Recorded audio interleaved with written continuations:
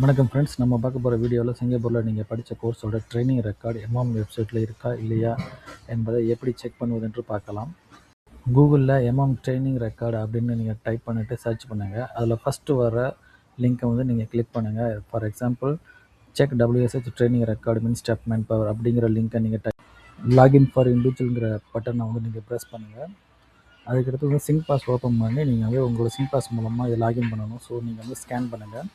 Scan பண்ணதுக்கப்புறம் டைரெக்டாக அது வந்து நம்மளோட எம்எம் வெப்சைட்டுக்குள்ளே போயிடும். இப்போ நீங்கள் வந்து உங்களோட சர்டிஃபிகேட்டில் என்னென்ன சர்டிஃபிகேட்லாம் நீங்கள் முடிச்சிருக்கீங்களோ அந்த ட்ரைனிங் ஹிஸ்ட்ரி ஃபுல்லாமே வரும். அது எப்போ எக்ஸ்பைரி ஆகுதுங்கிற டீட்டெயில் அதில் வரும்.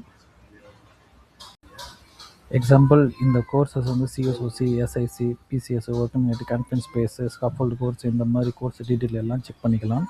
ட்ரைனிங் ரெக்கார்டில் இல்லைன்னா உங்கள் ட்ரைனிங் சென்டரில் அப்லோட் பண்ணாமல் இருப்பாங்க.